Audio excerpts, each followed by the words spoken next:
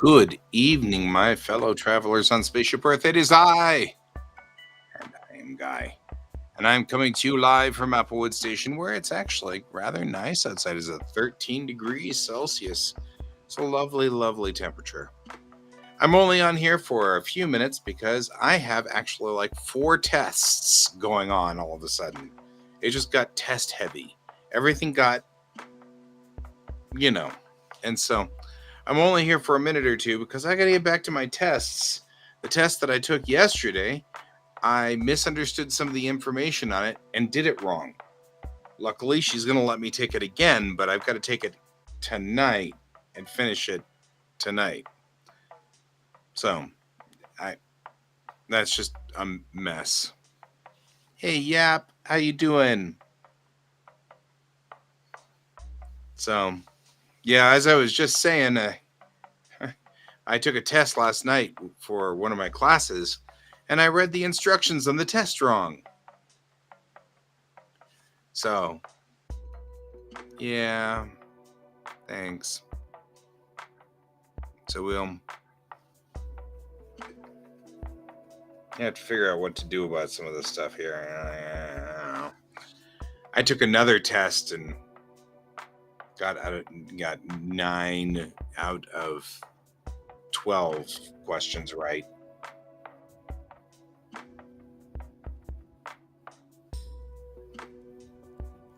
Which makes it 75%. Anyway, well, I'm glad. And I'm glad you're doing good tonight. So I can't stay on for very long tonight because these tests have to be done. And they have to be done by 11:59, apparently, not by midnight. Modern college is fascinating. Like, really a completely different universe than the last time I was in college. The last time I was in college, it was the early 2000s, and like you could do the stuff online. The test was, I had 2 tests. One was for applied anthropology, and the other one is my Japanese test, which I had to take. And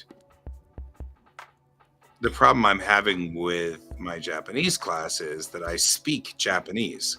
I just don't speak it well. I speak like Yoda. But I can certainly communicate just fine and everything's well. And so this is all completely structured now. But my teacher is using all those words. Like, we're learning volitional verbs. So since we're learning volitional verbs, I need you to be able to position this structure it in such that the main clause is in the present tense, but the subordinate clause is in the past tense. And it's like, I just speak the language. You know what I mean? Like, I don't think about whether the subordinate clause is in the main clause's past tense. And so it's like, I don't think about stuff like that. And so it's so hard because, like, even right now we're doing grammar points and I know the grammar. I know what this grammar point is. I know instinctively what she's talking about. But then the questions in the test the questions are, write a sentence in which the primary clause is in past tense and the subordinate clause is in present tense using this particular grammar point. And I'm like, I don't even know what we're talking about,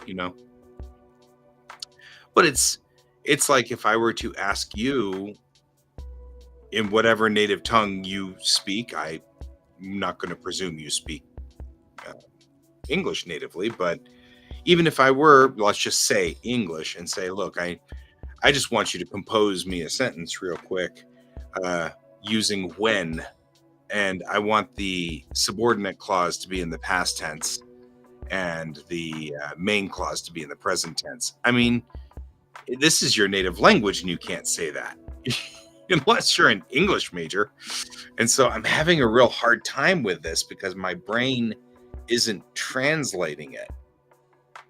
You know what I mean? My brain won't. But if she had just said, you know, translate this sentence into Japanese, when I go to the store, I buy milk. You know, if you did that, I'd be like, oh, okay, it's easy. Yeah, I have problems like that. Oh, Mandarin. Look at that. Yeah, but Mandarin, you've got the same problem I do because, oh boy, do we have all those characters that we have to learn. Ooh, doggy. At least if you know how to spell the characters, they become a whole lot easier. So,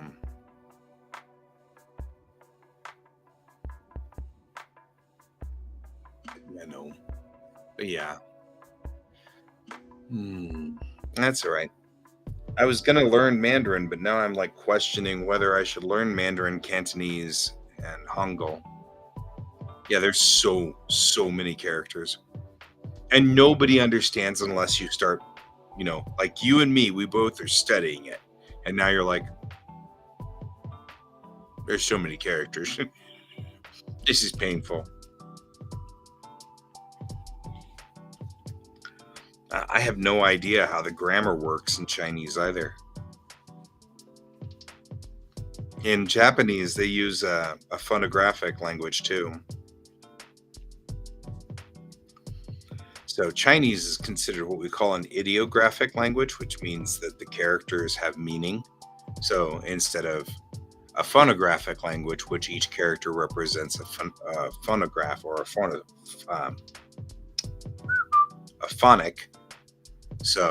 or a morphonic, but either way, it represents a sound. Instead, in Chinese, they're ideographics, so they're like hieroglyphs.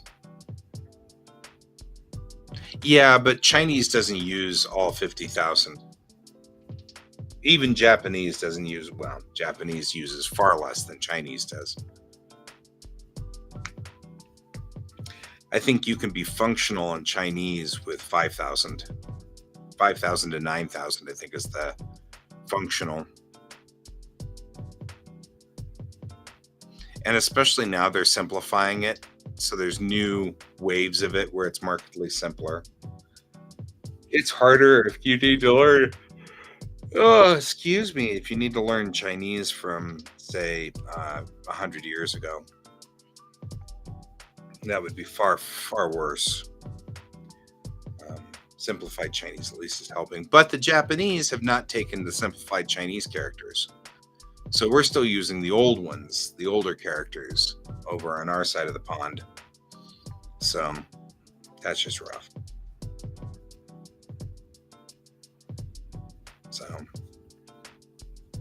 but I wish you all the luck in the world. According to the U.S.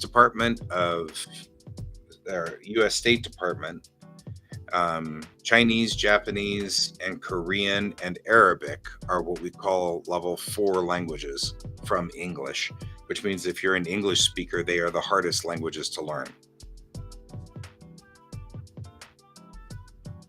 See you later, my friend. I'm going to bow out here too. So I will talk to you all later. And I will go on ahead and bow out, and you can bow out, and I will see you later. Good luck, my friend. And everybody else, I'm also going to bow out and go ahead and try to hit my head one more time on that other test. Try to give it another shot. So I hope to see you all later, and have a good evening. And as always, keep your eyes on the stars. Good night.